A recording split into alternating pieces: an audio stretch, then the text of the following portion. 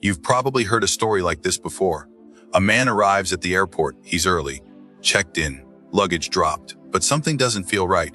As boarding begins, an overwhelming urge rises in his chest. Leave, walk away. He can't explain it. There's no logic behind it, no emergency phone call, no crisis, just a quiet internal pull telling him, don't get on that plane, So he listens. Hours later, the news breaks. The very flight he was supposed to be on never made it. Was it just luck? A random coincidence? Or something deeper? An inner intelligence we've been taught to ignore? What if that quiet whisper inside you isn't irrational at all? What if intuition isn't some mystical force, but a real, measurable form of subconscious wisdom, shaped by experience, sharpened by pattern, and designed to keep us alive? In this video, we're going to explore the science behind that. Gut feeling, the psychology, the brain chemistry, and how learning to trust that subtle inner compass might just be the most powerful decision-making tool you've ever had. Chapter 1, what is intuition? So, what exactly is intuition? It's not magic, not fortune telling, and definitely not some vague, cosmic whisper only a few gifted people can hear. Intuition is simply this, a rapid, subconscious form of knowing, a feeling or sense that something is right or wrong before your logical brain has had a chance to catch up. It's that moment when you just know, even if you can't explain why you know. But here's the thing, intuition isn't random. It's not superstition.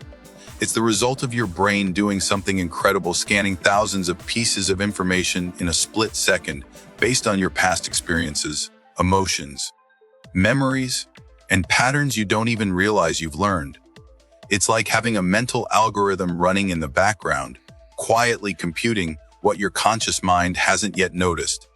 Scientists sometimes call this implicit learning. You pick up on patterns without even trying, like how you can feel someone's lying or sense danger before anything looks wrong. And here's where it gets interesting. Intuition and gut feeling aren't exactly the same thing. Gut feelings often come with physical sensations, a tight chest, a sinking stomach, while intuition can be quieter, subtler, more like a gentle nudge. Both are valid, both are real, and both are signs that your brain and body are communicating beneath the surface. The key is learning how to listen and knowing when to trust what you feel, even when the facts haven't fully arrived yet. Chapter 2, where does intuition come from? If intuition isn't magic, then where does it come from? To answer that, we need to look inside the most powerful prediction machine in the known universe, your brain. Every second, your brain is bombarded with millions of bits of information, but your conscious mind, it can only handle a tiny fraction of that, maybe 40 bits per second. So what happens to the rest? It goes underground, to your subconscious, and deep beneath your awareness, your brain is constantly scanning, comparing, calculating. It pulls from years, even decades of stored experiences, things you've seen, felt, lived through. It notices subtle cues, tone of voice, body language, but timing, patterns, and it connects the dots faster than you could ever explain with logic.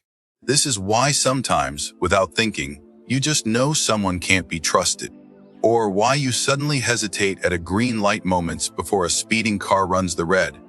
Neuroscientists call this process pattern recognition, and key brain regions are involved, like the amygdala, which processes emotion and threat, and the hippocampus, which handles memory. Your insula tracks what's happening inside your body, heart rate, gut tension, even your breath. That's why intuition often feels physical. But here's the real twist, this system is always working. Whether you're paying attention or not, intuition is like a silent assistant, constantly handing you tiny updates about what's likely to happen next. And the more experiences you've had, the sharper that assistant becomes. So intuition isn't irrational, it's hyper-rational, just happening too fast for logic to catch up. The question isn't whether your intuition is speaking to you. The question is, are you listening? Chapter 3, you're already using intuition. Here's the truth. You've been using intuition your entire life, even if you didn't realize it. Ever met someone and instantly felt at easy or uneasy? Chose one job offer over another, even though the pay was lower, because it just felt right? That wasn't luck. That wasn't guessing. That was intuition in action. In high-stakes environments, like emergency rooms or battlefield command centers, experienced professionals often rely on intuition to make split-second decisions. A seasoned doctor might notice subtle signs a patient is crashing before any monitor lights up. A firefighter senses a building is about to collapse, even when it looks stable. What they're doing isn't guesswork. It's instinct refined by thousands of hours of experience. And yes, even in business, intuition plays a powerful role. Some of the world's most successful entrepreneurs, CEOs, and creatives describe their biggest breakthroughs as gut decisions, ones that didn't always make sense on paper, but proved right in the long run. Steve Jobs once said, "Have the courage to follow your heart and intuition." They somehow already know what you truly want to become, but intuition doesn't always scream. It often whispers. It nudges you away from people who drain your energy. It pulls you toward ideas that light you up. The problem is, we've been trained to override it, to mistrust the quiet voice within. We value logic, data, proof, and those things are important. But so is the wisdom that lives inside your nervous system. The more you recognize how intuition already shows up in your life, the more you can learn to work with it, not against it. Chapter 4, How to Sharpen Your Intuition. Your inner compass isn't broken. It's just been muted. So how do you sharpen intuition, that quiet voice within? It starts with noticing. Intuition speaks through signals. A flutter in your chest, a drop in your stomach, a sudden wave of calm or tension. These aren't random. They're messages. Step 1, attune into your body. Your nervous system often knows before your mind does. And next time you're making a decision, big or small, pause. Ask yourself, how does this feel in my body? Is there a tightness or a sense of ease? Don't rush the answer. Just notice. Step 2, practice stillness.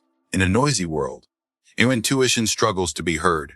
Even 5 minutes of quiet, no phone, no notifications, can help you reconnect with your inner signals. Meditation, mindful breathing, or even a silent walk can be powerful. Step 3, track your hunches. Keep a simple intuition journal. When you feel a gut instinct about a person, a choice, a direction, write it down. Later, check back. Were you right? What did it feel like? Over time, you'll begin to recognize patterns in how your intuition speaks. Step 4, balance intuition with logic. This isn't about choosing one or the other. It's about integration. Use intuition to guide your direction. Use logic to build the map. When the two work together, your decision-making becomes powerful and deeply aligned. Most importantly, trust yourself. You're more tuned in than you've been told. Intuition is not a mystical gift for the chosen few. It's a skill, a sense, a compass that's always been inside you, waiting to be remembered. Chapter 5, Making Decisions with Inner Wisdom. When you trust your inner compass, life stops feeling like guesswork. Every day, we're faced with choices. Some big, some small, but in a world full of noise, opinions, pressure, data overload, it's easy to lose touch with what we truly want. That's where intuition comes in. It doesn't promise certainty, but it does offer clarity. Intuition isn't about always being right. It's about being aligned with your values, your experiences, your inner truth. When you start trusting that inner guidance, your choices begin to feel different.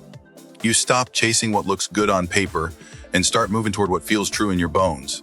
So here's an invitation. The next time you're stuck at a crossroads, stop, breathe, go quiet, and ask yourself not, what should I do? But what feels right? Listen to the whispers. Notice the pull. That's your compass, and it's been guiding you all along. The science is clear. Intuition is real, trainable, powerful. The real question is, are you willing to trust yourself again?